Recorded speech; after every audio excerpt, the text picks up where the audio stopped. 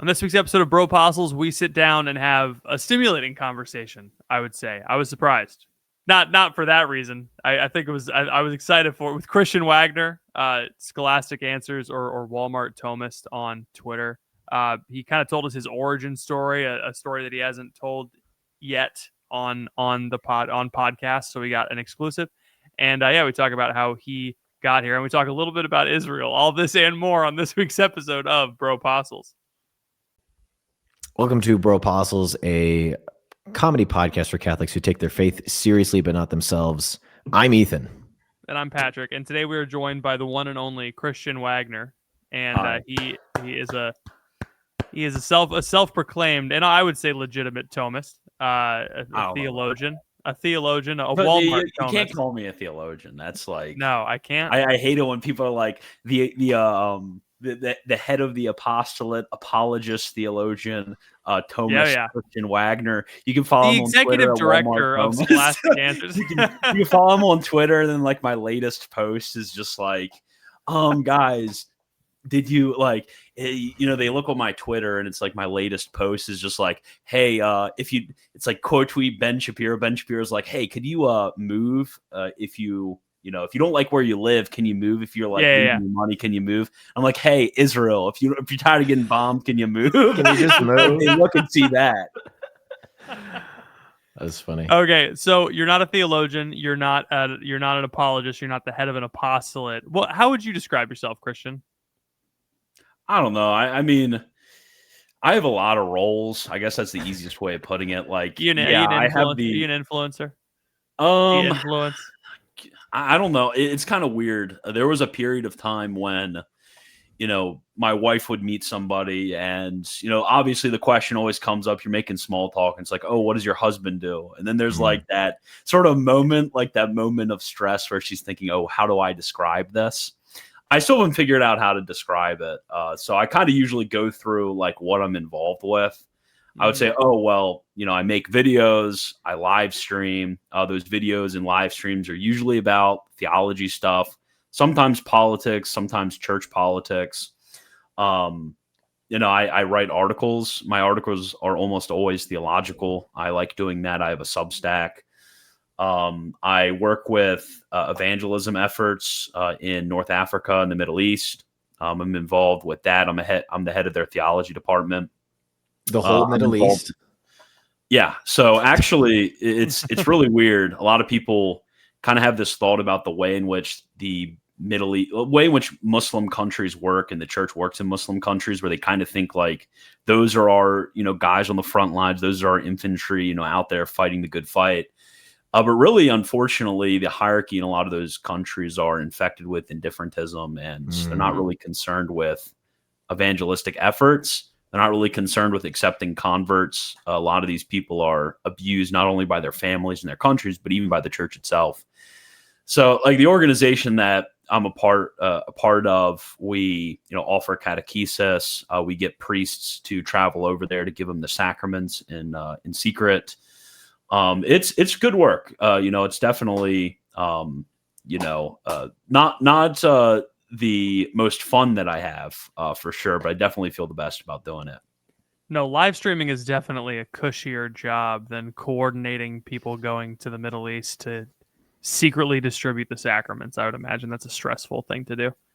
Yeah, and I mean, for that, it's kind of a volunteer role too. So I guess I could just leave whenever, and keep it on the resume if I wanted to. Yeah. I mean, who's going to get mad about that? They're like, oh, you only did it for like 2 years, and now it's not on your resume anymore. I guess I'm not going to count that, but telling Christians in Nigeria that my 9 to 5 as a streamer is harder than your life as a Christian in a persecuted country. You guys, they don't understand how difficult it is to come up with material. You have to come up with ideas. You got to. Podcaster. You want me to talk about theology and play Arc Raiders at the same time? Like no human being can be expected to do that. It's too much. What's Arc Raiders? It's a new game I've been seeing around. I don't know. I'm just throwing out relevant terms.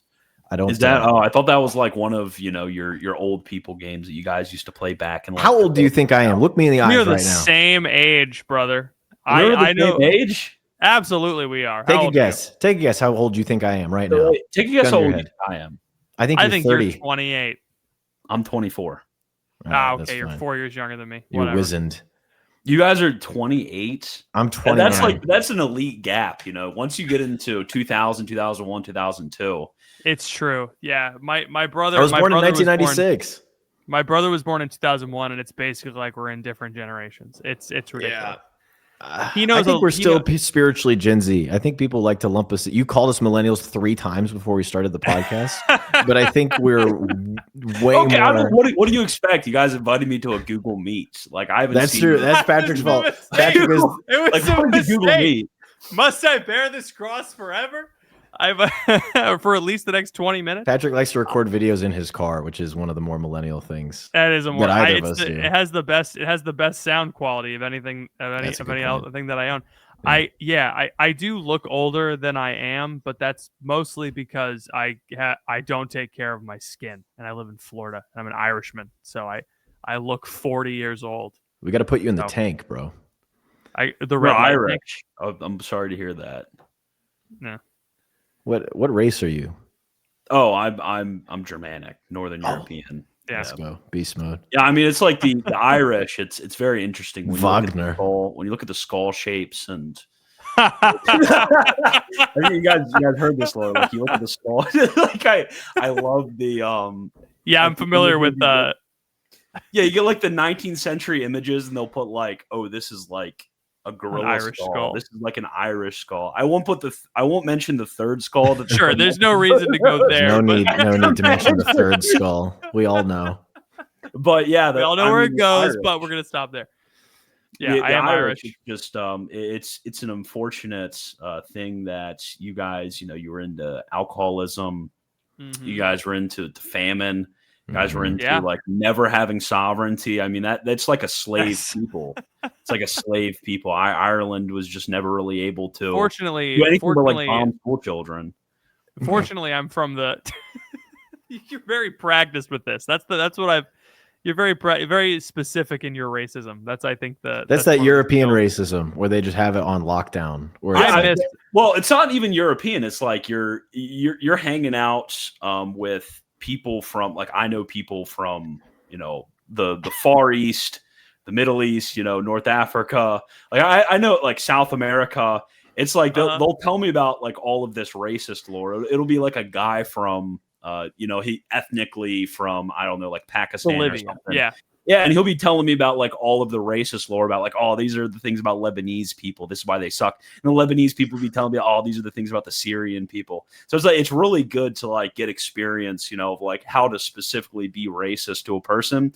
Or it's like they kind of respect you for it. They're like, oh wow, you understand, my culture well enough to be able to like say this offensive thing about me. It's like it's a bonding experience with people when you meet them for the first time. You gotta know how to. It is a bonding experience. You have to learn how to take it. I know it's not and give it right back. That's what I'm typically not good at. But the most racist guy I met was our tour guide in Israel. Oh, true. I won't say his name. Because I don't want him to get it in trouble with the Israelis. He was incredible. Tell him the story about when he went to Israel. Did you kiss a wall?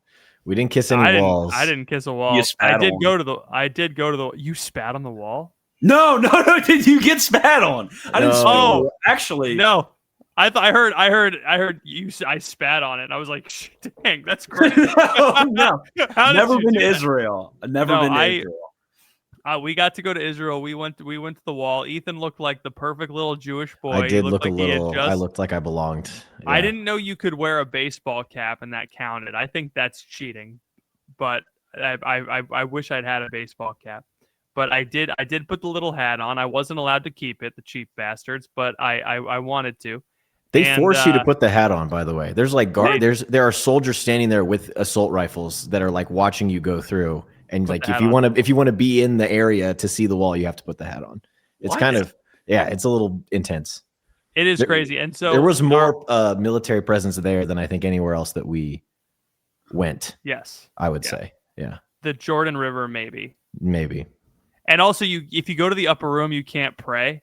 It's illegal. It's illegal to sing. We almost sang a song, like a hymn, when we were in the upper room, and our tour guide like had to rush in and stop us because it is against the law to sing in the upper room. Isn't that crazy? It's I don't think we need to give you any more reason to not like a certain country, but these are all the reasons why I no longer like that country. It's very personal. It's like we couldn't sing in the upper room. I had to put the hat on.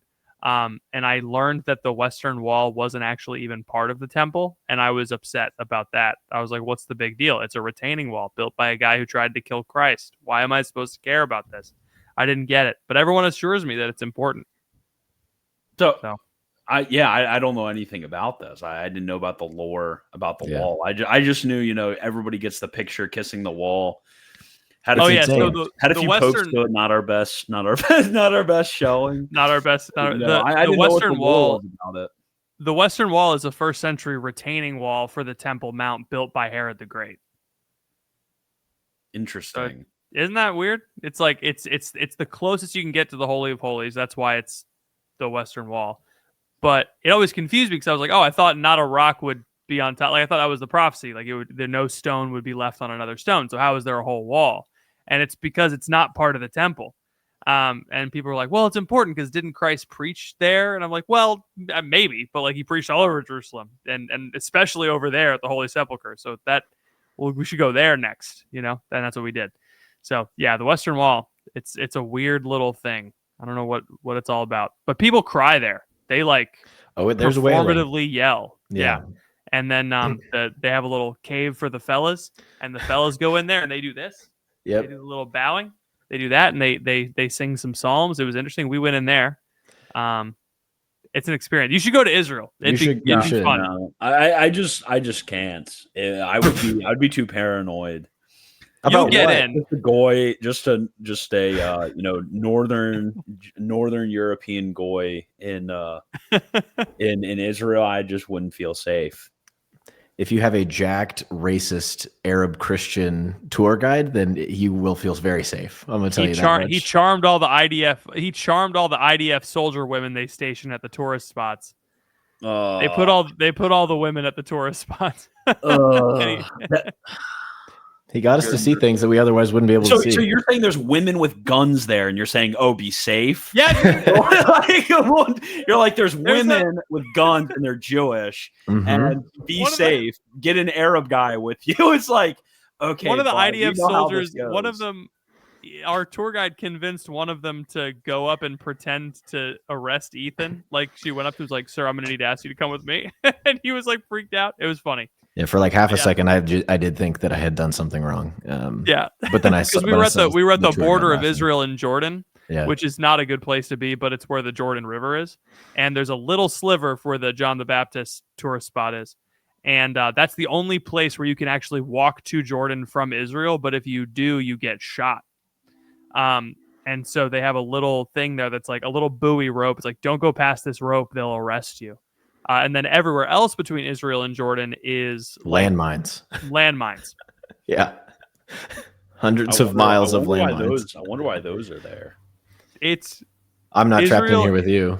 Israel is crazy. Yeah, it's quite a spy balloon. Anyway. Yeah, you're not doing anything to help him want to go. You should go. You're like, hey, there's women with guns. Women with guns, a massive spy balloon.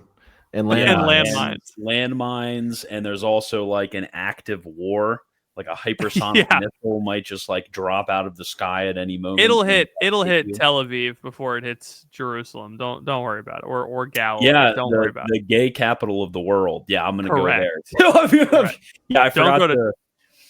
Oh, did you see during the 12-day war all of the different videos? It was just these were so funny. Yes, I loved. I was addicted to watching them. Not the videos with like the missiles hitting. Oh yeah. What was that?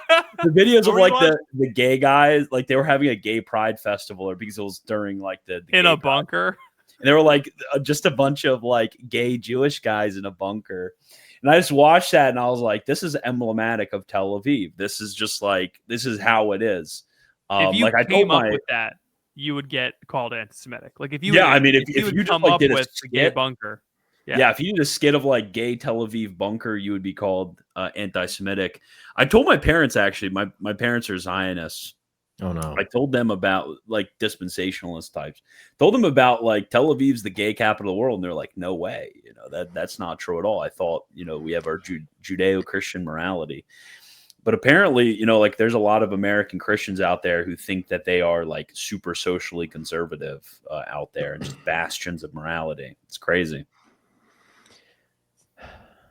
Well, enough about those fellas. Yeah, I don't even know how we got to the topic. You told us that you were in charge of like Israel. You were in charge of evangelization for the whole Middle East. You were going through all the things that you do. Yeah, and I was like, we've been to the Middle East. Yeah, we stopped you there. Is there anything else? Are you like a lawyer? Like, do you have are you trained in anything? Like, did you go to school? I just don't know. One day I woke up and I just started seeing a bunch of stuff from at Walmart Thomist, and everyone seems to really respect you. And I'm not saying that that's like wrong, but I just don't understand where you came from and how you got to where you are. Because people clearly like you. They clearly like listening to you.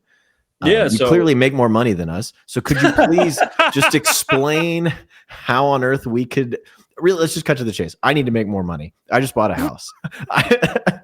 I need. I actually just sold a house. Hey, there you go. Congratulations. Yeah, I actually want to get into real estate, investing naturally. But so when I was in high school, I was originally, and I don't think I've ever talked about this on a podcast before, but originally exclusive. It's an exclusive. There we go.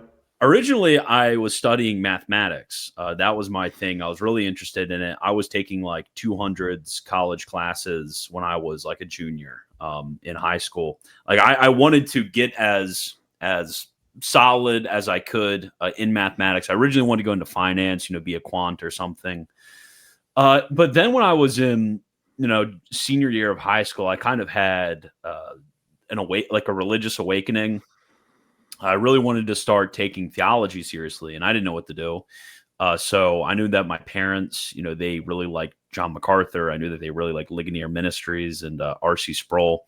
So I started reading a lot of them, and just, I'd read everything I could find, everything I knew about, read through the whole Bible with all the John MacArthur notes and stuff like that. But my parents were devout, and we would go to church all the time. I'd read the Bible multiple times growing. It was that sort of thing. I grew up in that household, but I don't think I really ever took it super, super seriously. That's just kind of something we did. And in high school, had this awakening during senior year, and I decided I wanted to go into ministry. My grandfather, he is a Protestant pastor. My parents were very involved in church. I had uncles who were deacons. My dad was a deacon. So I was already kind of had it in the sort of family that we were involved in the church. So I was like, I just want to go to seminary. I want to become a Protestant pastor. But at this time I started really getting invested in, the idea of like the Protestant ressourcement, not really modern evangelical Protestantism, but kind of going back to traditional confessional Protestantism. I was very involved in that. You were in the proto-Reconquista. Basically, like I knew about that stuff. I don't know. That's why you and RZ get along so well. Ago. Yeah, sure. But I started reading about that, and I kind of realized that maybe being a Baptist wasn't for me. Maybe that's what my parents were. That's what my grandparents were. Maybe this wasn't for me. Maybe I ought to investigate like a lot of the differences that we were discussing at the time, which is like, is paedobaptism true? Is there a certain form of church governance that's correct? Questions like that are really like hot in Reformed Protestant circles.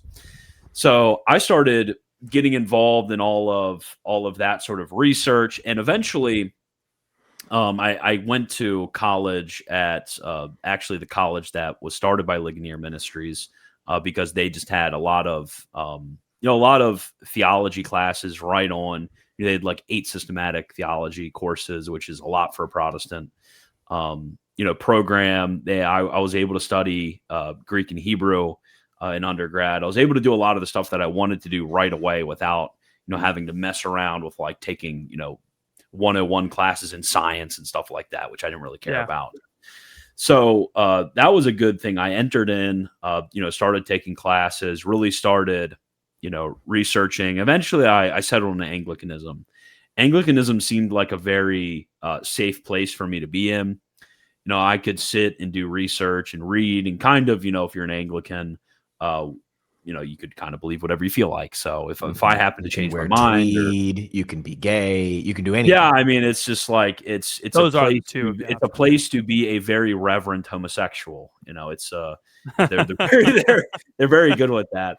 I actually was never really into the frilly. Truly in the British tradition, I would say. Yeah, I was in the British tradition of kind of believing whatever I felt like, rather than the being very gay with a flavor of trad to it. I was never really interested in the frilly liturgical stuff.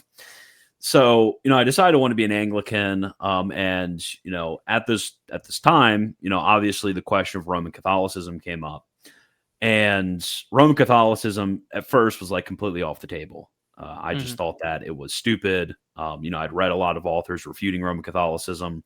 I had prejudices from growing up. My parents and grandparents would tell me about Roman Catholicism and how bad it was. So I had these prejudices. I thought in these sorts of lines. I was reading, more and more of the Protestant authors, but I had a few friends who, were kind of on the same page as me. Like they wanted to research into Roman Catholicism as well. So a group of us started, just reading a lot about it. We started reading and discussing and talking. And a few of the other guys, as we were going on our, undergrad careers, I was about at this time, like a year and a half away, I think a year and a half away from graduation. There was two guys in the group. They finally made the decision. They're like, we're going, like, we're becoming Catholic. We don't care what happens. But the administration of the school ended up finding out about this sort of little group that we were having. So they had a statement of faith that we had to agree to. Ironic, Protestant statement of faith we had to agree to. Yeah. We had a statement of faith that we had to agree to. I read through the statement of faith. I'm like, this is pretty vanilla stuff.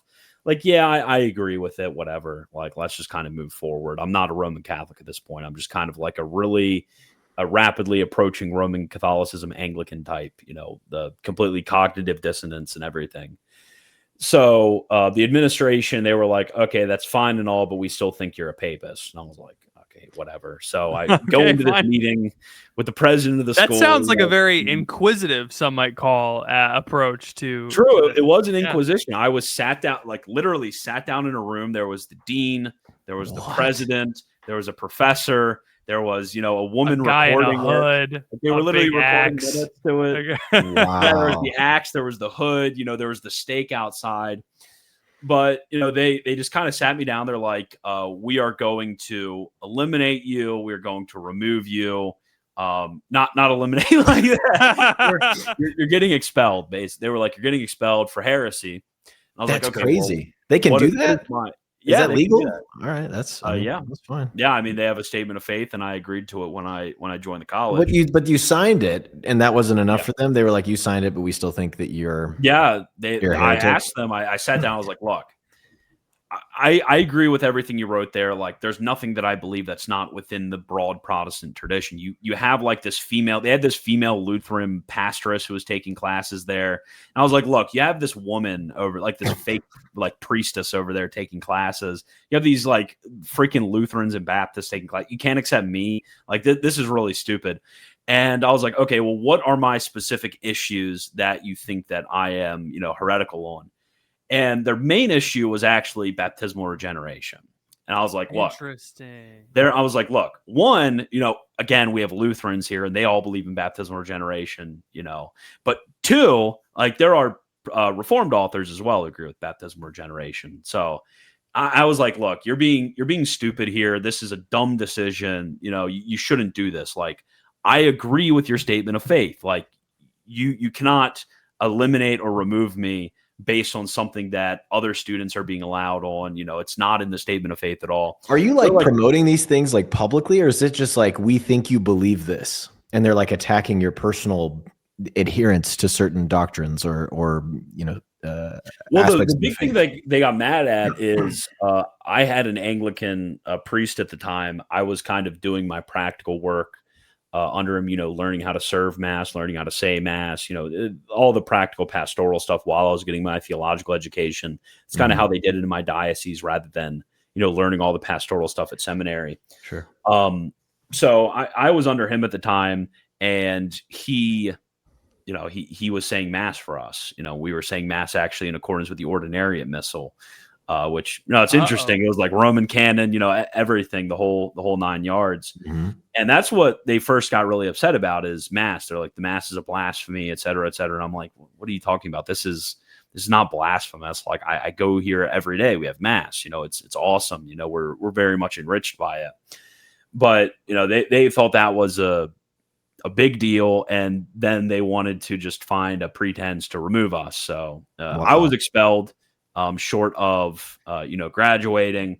That was difficult. It was difficult to get into a graduate program. It was difficult to transfer or anything like that.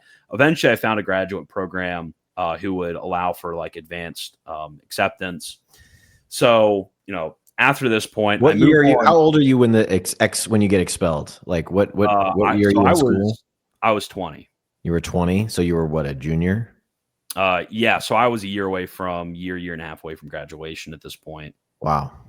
So you needed to finish your undergrad, and then you were going to go into a graduate program, or you were just trying to go straight into it? I just wanted to find a place who would, allow for an advanced acceptance into a graduate program without formally graduating. So I found that.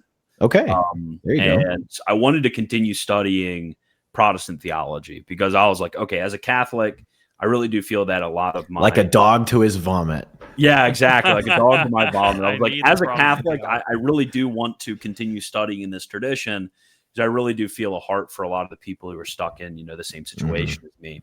Mm-hmm. So I eventually, about 3 years later, graduated with my master's in theology, which would have been like, I think that was a year and a quarter ago. Yeah. A year and a quarter ago. Oh, nice. And you're still not Catholic. Yeah, so I'm still not Catholic. No. So I was received into the church. Well, about 4 years ago is when I decided to. I see. Okay. Become Catholic. But we're not there yet. Okay. So yeah. In this process, I had gotten married. My first child was on the way. Beautiful. When I got expelled, I was still not Catholic.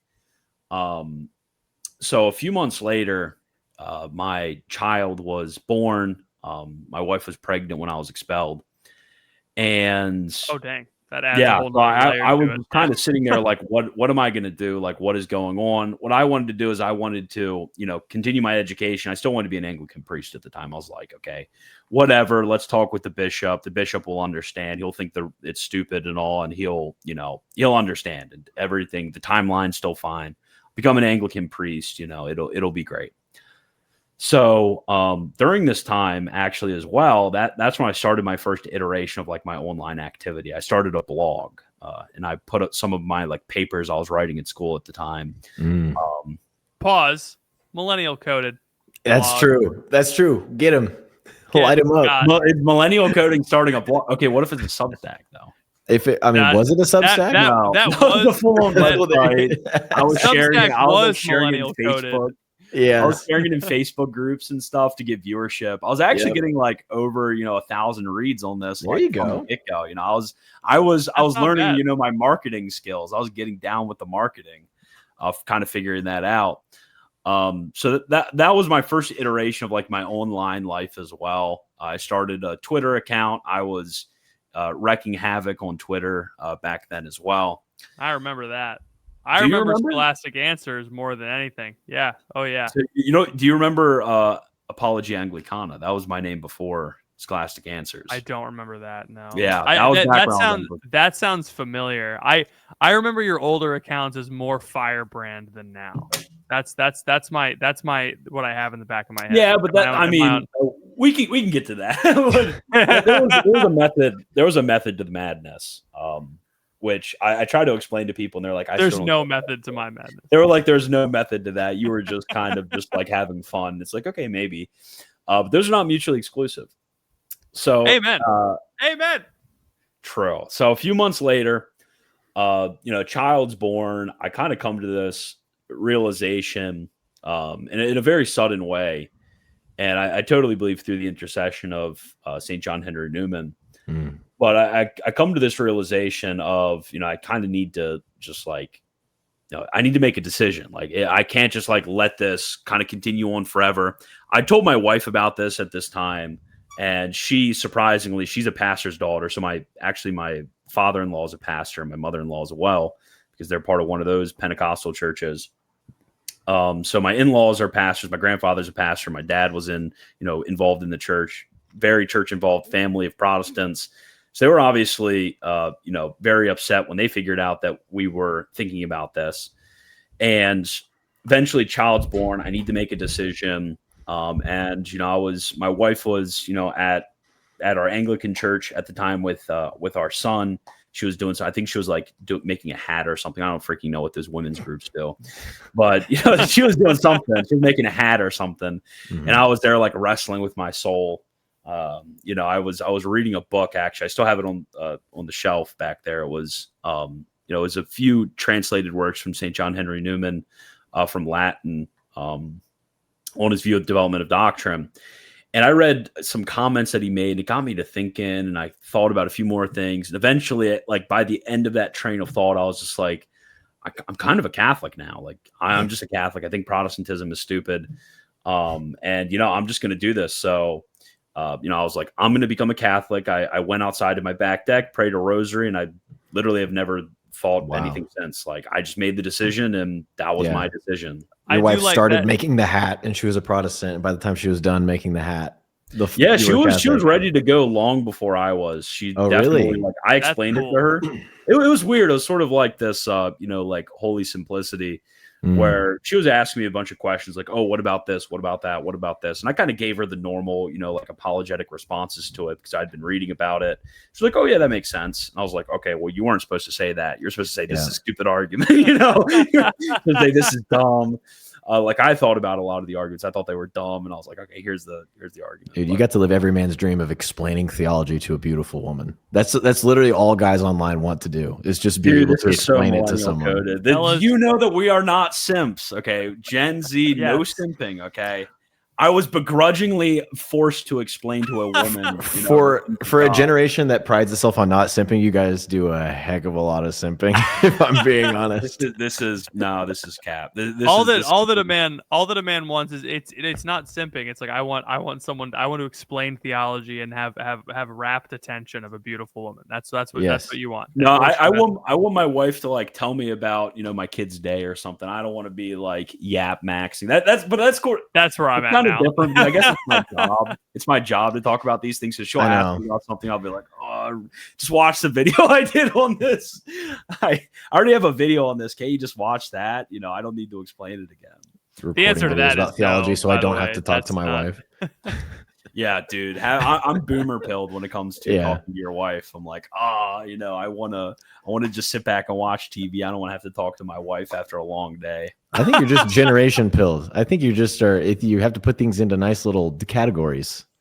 Yeah, I mean, you're like a cafeteria generationalist. You're like, I'm a little bit of boomer, I'm a little bit of Gen X. I'm drinking from the hose, and I'm buying a house for $20,000. I'm building decorative Legos, and I know how to use Discord.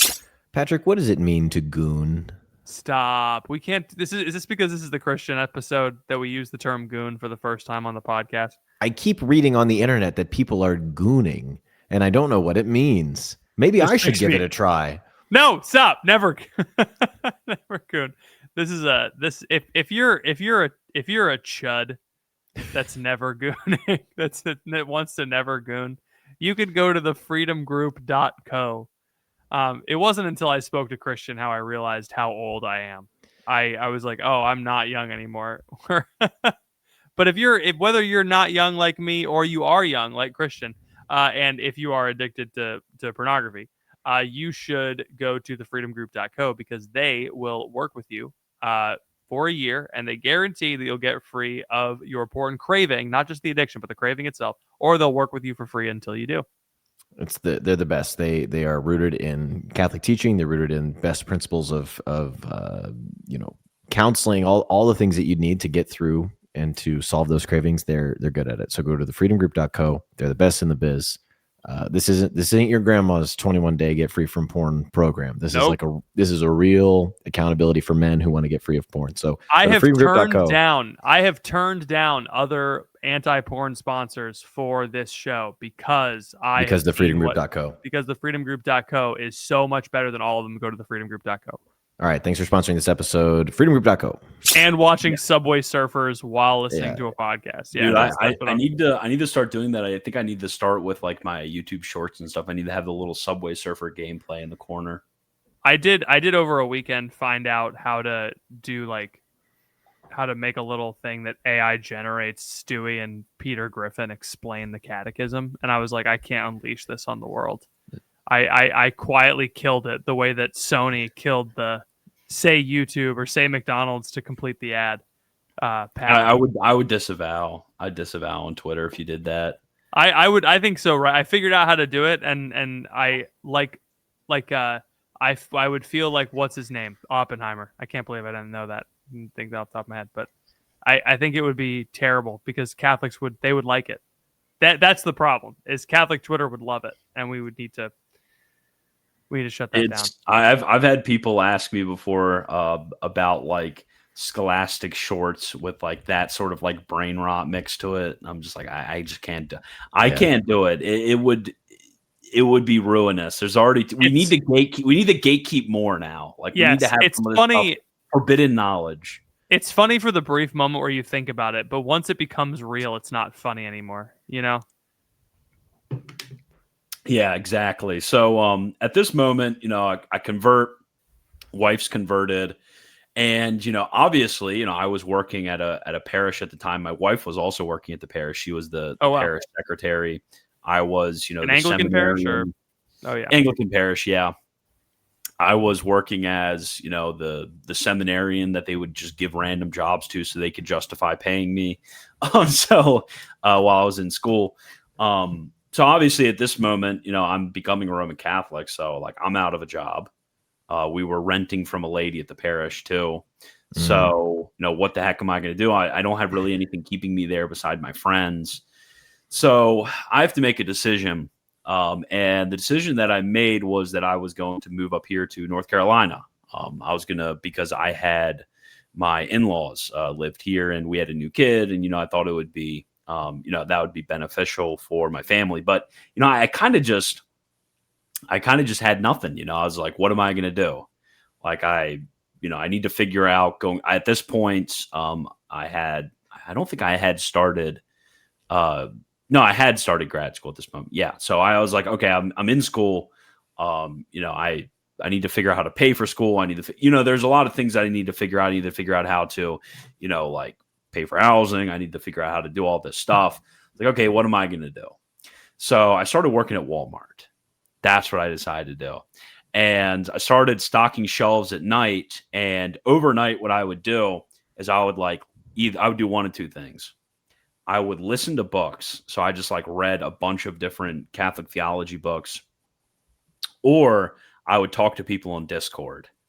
I spent, as I was working overnight, spent insane amounts of time in Discord VCs.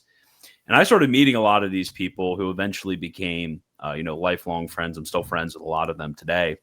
Eventually met a lot of these people, and they knew a lot about Catholic theology. So this was my first time, meeting people, in the sort of Catholic theology sphere who were very, knowledgeable, and they could, help introduce me to things that I didn't know about and help lead me in the right direction. This is where I first started getting into the esoteric scholasticism and stuff, not just like St. Thomas, but the real esoteric stuff. The real ones. Yeah. They do not want you to know about. For those of us that didn't study theology in college, can you give me some examples? Fair enough. So that I can look it up tonight before. I don't know. I mean, none of them are in English. It would be like Billawar, John of St. Thomas, some of the Censes, usually we call them like the Baroque scholastic. So 17th century, 16th century, around there. Once scholasticism started getting really weird and departing from the safe scholastics, even, doubt, press X to doubt, they're awesome. Don't Jim the camera. They were awesome. That's my millennial aspect. I like doing that. I like staring at the camera. I just think it's such a good move. It is funny.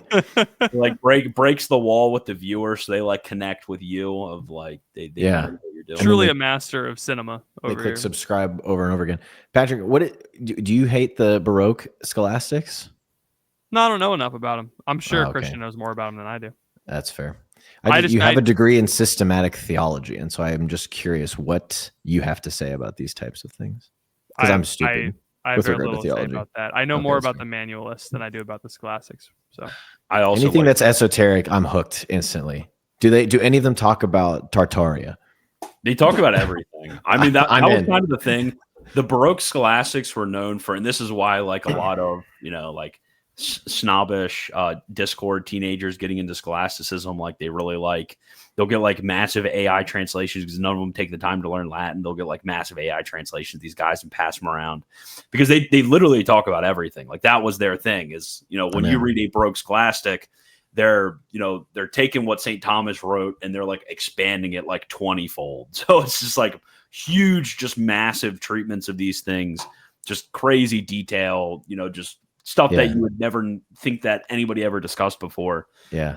That's what kind of they were into. So it was a fun thing to get introduced to early on. Control F, millennial reign of Christ. Control F, mud flood. Control F, Hyperborea. Control F, UFOs. I'm just not sleeping. Ethan has avoided my interest in theology. Turns out that all we needed was to find a theologian that talked about aliens. Bigfoot, that type of thing. And all of a sudden you got me. Yeah. I think just like an X-Files style show where Patrick and I go and we investigate like miracles. So you're like Jimmy Akin Mysterious World type. Yeah, but like not cringe, Explain the difference. Jimmy's a nice guy. He is a nice guy. I like him, but listening to his podcast drives me up the freaking wall. Just the way that podcast is presented, like the format of it is insane. Like I want to hear about the creepy thing and like tell me if I can believe it as a Catholic or not. I don't, the way that he does it with like the host and the back and forth, I'm not a fan of the format, but it's neither here nor there. I like Jimmy. Talk about Hyperborea. Tell me if I can believe it and still go to heaven. Exactly. That's what that's really all I care about. Yeah. Yeah. The Jimmy Akin episode on Hyperborea is going to go crazy. Oh, I can't wait, dude. Anyway, so you've converted. You're on the VCs at night. You're working at Walmart. You're working at Walmart. You're the Walmart, and is this where the Walmart Thomist handle comes out, or when does that development happen? I actually not only did I work for Walmart when I was, when I was going to school for grad school, I actually worked in Walmart in high school as well. Okay, you're OG. That's like literally the only real job I've ever had is working. That's at Walmart. So funny. Besides working at the parish, but literally the only real job I've ever had in my entire life is working at Walmart. What sec were you an auto man? Were you electronics? Did you work the front? Overnight stocking. Overnight stocking. Okay. Which is it kind of drove me insane because what I was doing is I had a newborn. My son barely slept. So I was been there working overnight. I have 3 of them now, but congratulations. Thanks be to God. It's a wonderful but I was working overnight, doing all that stuff. I would come home, I would sleep until, 3, 4 p.m. And then I would, go on. I wanted to create content. Like this is where I was just like, maybe I should move on and this was a terrible decision so early in my Catholic life. Going back, I would definitely give it a lot more time. But I just wanted to go from writing blogs, which I did for a while, did all during this time. I wanted to go from that to making videos. So, and I think I was already doing this actually before I was even, I think I was doing this before I was even Catholic. This is kind of where I got more into like, okay, what if I live streamed? What if I did this and that? And I went through and I tried a bunch of stuff over, the last, 4 years. But I've been trying stuff, figuring out what works, figuring out what doesn't work. But I worked at the Walmart for a while. And then I kind of was just like, I'd like something more flexible. So wasn't at Walmart anymore. And I started door dashing. So I was a DoorDash Thomist then, which is actually a different guy. There's a guy named the DoorDash Thomist. Is that true? That's funny. Yeah. Yeah. Oh, nice. Michael, my friend Michael, he's the DoorDash Thomist, which I was, I guess, the original DoorDash Thomist after I was the Walmart Thomist. But, I was door dashing and I continued my VCing and listening to books. And, that's what I would do the entire time that I was door dashing. And, as during this time, I was, creating the content, live streams, videos, kind of figuring it out, reading a lot, learning a lot, doing a lot of that stuff, going to school, all of that.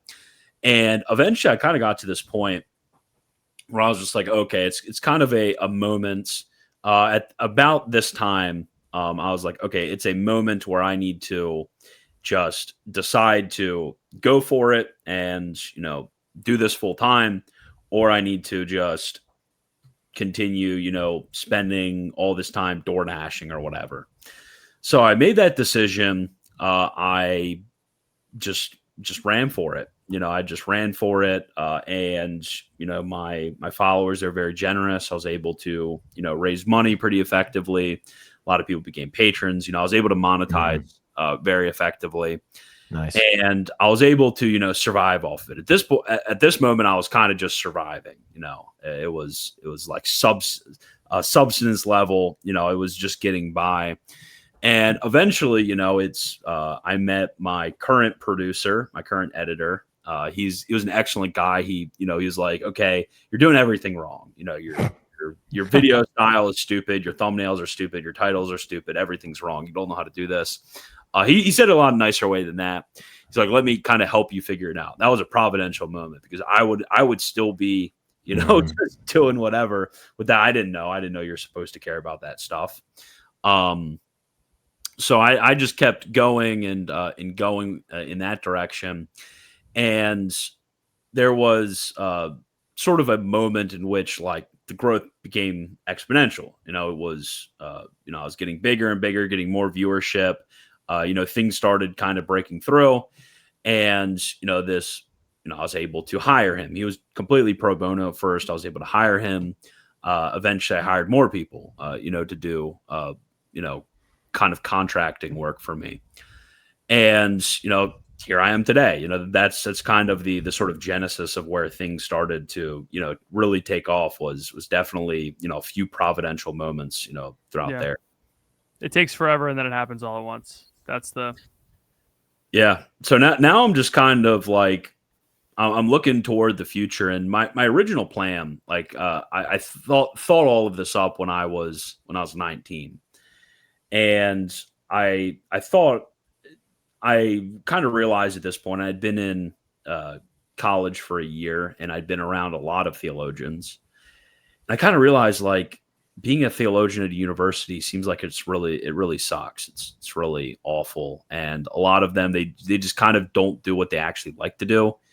And it's like they came into it because they wanted to research and write. They wanted to, pursue these topics. This is what they wanted to do, and they're not really able to do that in the confines in which being a professional theologian allows. That's just not what they're able to do. It's course load because this is a teaching college, and we need the tuition. Come on, exactly. So research is set aside. A lot of those projects are set aside, and it's just a lot of the way in which even Catholic universities, the way in which they compensate their professors is completely unjust. It's against Catholic social teaching, ironically. So I sat back and thought like, okay, what am I going to do? Where am I going to go from here? If I really want to, this is kind of what I've wanted to do. I've been interested in this more maybe academic side of theology. Like, how am I going to make this a life and not just make this, something to suffer the rest of my life? And I realized, I was like, okay, well, there's sort of this wave of popular level theology. There's ordinary people interested in theology, and this is kind of even making a bit of a break into the academic world, where you'll have academics who actually, they will interact with this sort of theology. Like, there's not a taboo about it anymore of like popularizers necessarily being bad, especially with younger generations of academics. It's like, okay, well, how do I kind of set myself up for this, in the future? And really, I kind of realized that I needed to, get my name out there. I needed to have people already interested in my work. And, originally it was a blog, and then it became, a YouTube channel. So really what I'm doing now is like, I have no pretensions that I'm going to be a streamer forever. I kind of realized that probably within the next 5 years, I'll stop streaming. Like that won't be a job. Eventually I'll be making like a video a week or something like that. Mm-hmm. But yeah, it does set a foundation for being able to do what I think is the best way that I can, service the church without the sort of limitations that are present within the academy. What do you think that balance is between like obviously the way academic where people are talking about Hyperborean 17th century Baroque. Okay, don't say that with a negative tone in your voice. I said it with a neutral tone, or like other stuff, even like deep Thomism and stuff that's versus the popular apologetics, popular theology, and then what people have tended to call slopogetics. Where is that line between popularization and slop? Yeah, I think that actually, there's a lot of different phases to my, the way in which I presented myself online. And one of those phases was that I was super against pop apologetics. I saw that as, an evil in the church. I saw the sort of like reduction that often happened to Catholic doctrine, the sort of unhelpful arguments against Protestantism. But I feel like over time I've kind of softened on that. And it's not because I want to, please people and I want them to feel better about themselves and things. It's not anything like that.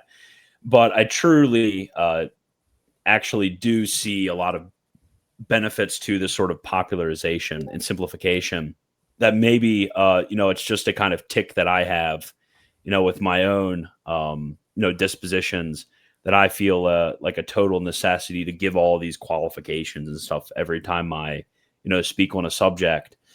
Some might say nuance. Yeah, exactly. But I what I really do feel is that from this experience in which I've learned a lot, I think that we need to remember that the message is proportional to the audience. So it's not simple enough as saying, okay, what is too complicated or what is too simple? It's the question is what is right for the people you're talking to.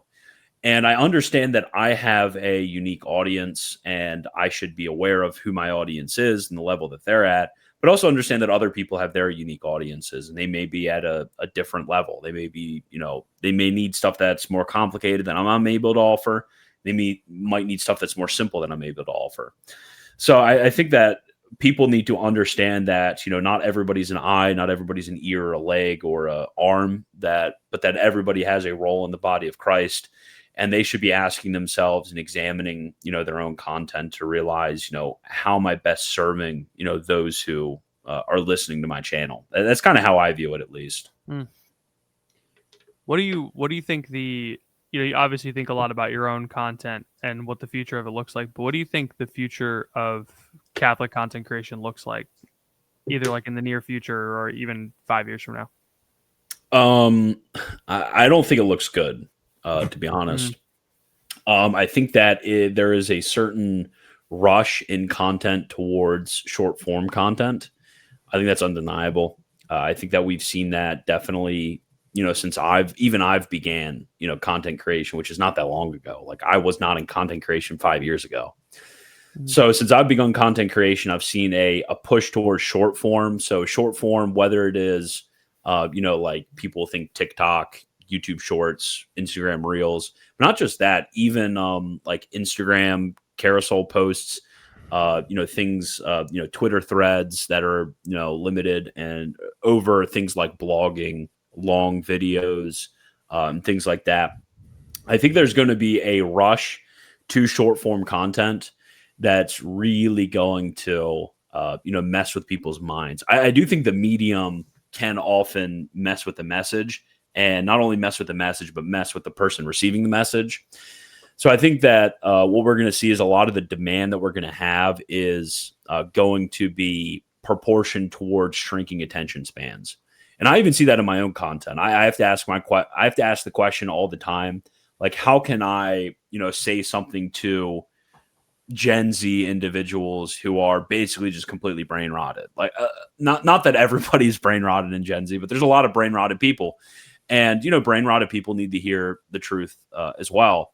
So I have to ask that question to myself: is like, how am I going to best overcome this difficulty? But I do see a huge rush to short form content, which leads to reductionism. It leads to frequent misunderstandings. It leads to, just not that the spiritual serenity that should come from Catholic doctrine. It leads to a lot of ills. So I don't think it's going to a good place. And I think that really what's emblematic of this is actually the collapse of a lot of the older, apologetics machines. I mean, you look at something like Catholic Answers Live. Catholic Answers Live doesn't get any viewership. And that's just because of the medium. It's not because the personalities there are, somehow not as good as in other places or anything like that. It's literally just the medium of delivery. That radio syndication does numbers, though. So you gotta. My mom every week she tells me about what she hears. I did a random interview for a radio show. A guy reached out to me on X. I had no idea. I'd never heard of it before. And then like the next day I got like 5 or 6 texts from dads at my parish. They're like, Patrick, I heard you on EWTN on the afternoon show. And I was like, oh, is EWTN? I was, oh, cool. All right. Yeah. But no, you're totally right. I think it's so interesting. That's crazy. It's wild. And I think that institutional Catholicism, institutional Catholic content creation, Catholic Inc. Not necessarily all of it. Careful. I know. We don't want to start that today. I've been called Catholic Inc., which is stupid. I wish I had the money to be Catholic Inc., but I'm not. Anyway, they think that the short form is the way to go, and so they think that people are not interested in long form. Or that somehow it's not worth pursuing anymore because of the trend. So I think they see the trend, and so they go, okay, well, let's just fit the trend, Whereas I think you do see like that people are interested in podcasts, like the podcasting is growing, and what Catholic podcasts are aimed towards under 50. There's really no major Catholic podcasts that are oriented towards people under 50. There's nothing like that out there. And so I think that I hope that the powers that be, the people that are at the Napa Institute conferences or whatever, understand that like we don't solve the problem by making more short form content out of Trent Horn videos. We do it by making longer podcasts and getting people, because I mean people listen to 3-hour Matt Fradd podcasts, and that's fine, I would be interested in, obviously I'd never get this information, but I would be interested in seeing the sort of analytics behind something like Matt Fradd's channel and comparing it to my own and other people in the space to kind of get an idea of, how respectively, our age demographics, gender, looking. You're not getting that information anymore, but you might have a month ago. Yeah. If you'd asked nicely, not getting that info anymore. It's locked behind a Western wall, baby. True. Yeah, Ben Shapiro he's got that under lock and key. He hides it under the hat. That's where the analytics are. That's why it's so big. It's going to have like the key to all the analytics behind the Daily Wire. Yes, contributors. But I would be curious because even something as simple as average view duration, people are shocked by this. But when I look at, you can see a chart when you're on YouTube. A lot of people don't know this. Mm-hmm. I can see a chart of when people click off my videos. And with some videos, it will literally be 50% of people are clicked off by the first minute. Like that, so when you see people like they get a video and it has 10,000 views, 5,000 of those are clicking off in the first minute. Yeah, it's crazy. Like that's crazy to people. So when you see these videos racking up a lot of views, the amount of people that are actually reaching, 2 hours into a Matt Fradd conversation, it might be like 1/10 of those people. That's generous. So long form content it's rough. I have to think about it all the time of how I'm actually going to be able to deliver the whole content for people to watch and make sure not to, fall into various different aberrations when it comes to the presentation. Mm-hmm. So it's a lot of there's a lot of thought that actually goes behind the way in which I present stuff, which is why I've changed styles quite a few times during, my YouTubing career. Hey, we've been there. We've been through more show formats than you could count. Rebrands. And we've rebranded. We've tried all different things. Changed the name of the podcast. Changed the name of the podcast. Now we're a question and answer show, which is really nice because it means we can do it every week without having to come up with a new topic. But obviously there's trade-offs. So it's just kind of, you have to figure out what works best for you, long term. And as long as you have an audience and you're not like actively doing evil, you're probably going to be all right. For the most part. Or as long as you're not like Lila Rose or something. All right.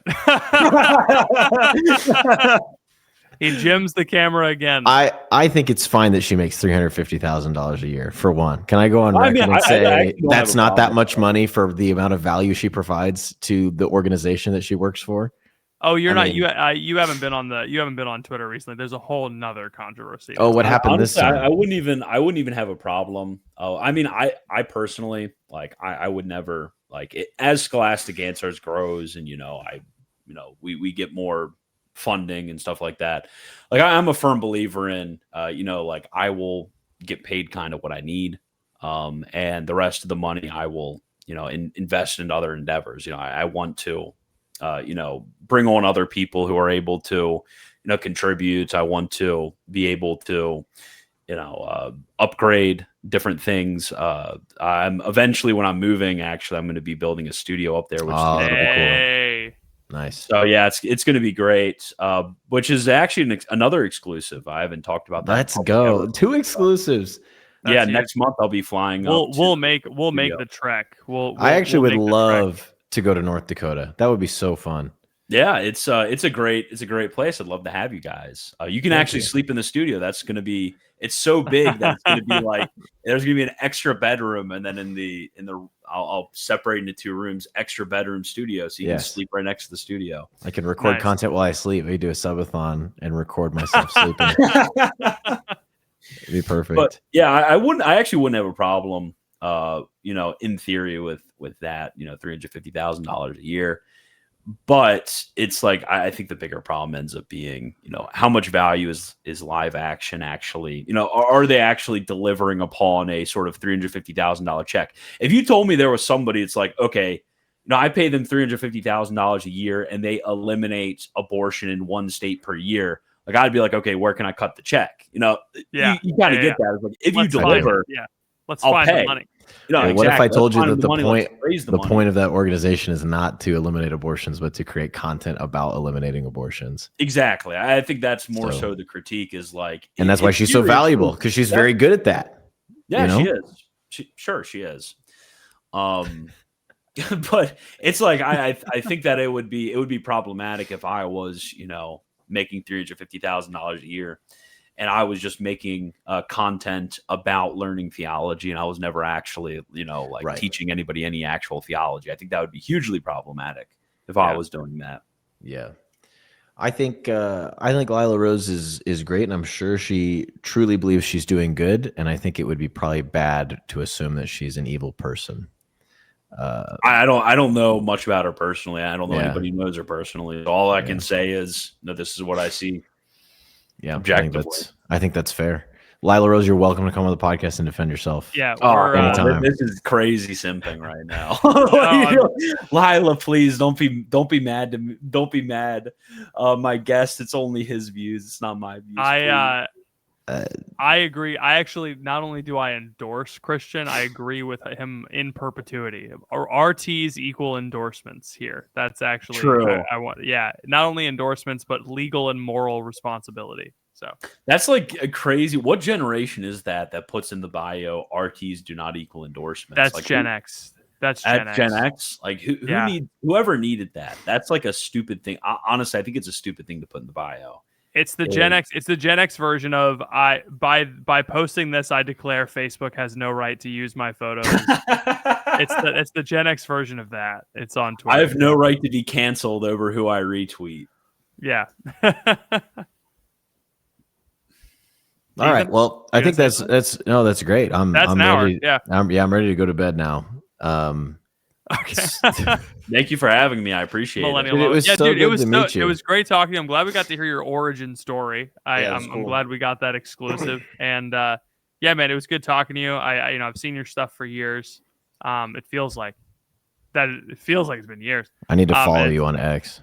It's good. Do you not follow me on Twitter? You don't follow me, bro. Oh, that's another millennial thing, calling Twitter X. Yeah, that's true. Yeah. All the Zoomers call it Twitter still. They still call it Twitter. Yeah. Oh man. It is the everything app. X the everything app. My boss, who's like 68 years old at my job, he called it Gork the other day in a meeting. It made me laugh so hard. Like as a joke or no, he was talking about like we need to implement the new AI models, just like Gemini and ChatGPT and Gork. And he just kept going.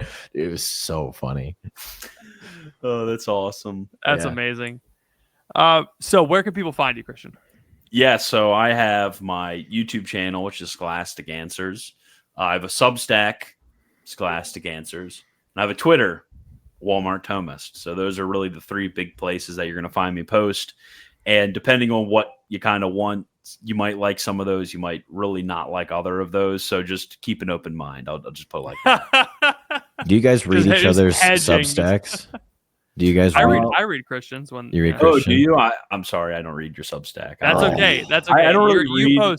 You post topics that interest me, and I'm the worst because I never consume content. Like people ask me, like, "Oh, did you watch my YouTube video?" That's a common question I get, and I'm like, "Dog, I don't watch anybody's YouTube video. I watch brain rot, like top 20 murders of 2025, like that's what I watch. I'm not watching theology YouTube. This is my day job. if I'm relaxed, I'm watching something else. I wouldn't go in and stock shelves on my free time. What are you talking about? Exactly. This is true. This is real. Yeah. Wonderful. Well, Christian, thanks so much for being here. Yeah, go follow him at Walmart Thomist on X or Twitter if you're a Zoomer, and Scholastic Answers everywhere else. Ethan, do you have anything else for the people? No, not at all. No, you're tired. Thank you to thefreedomgroup.co for sponsoring this episode of Apostles.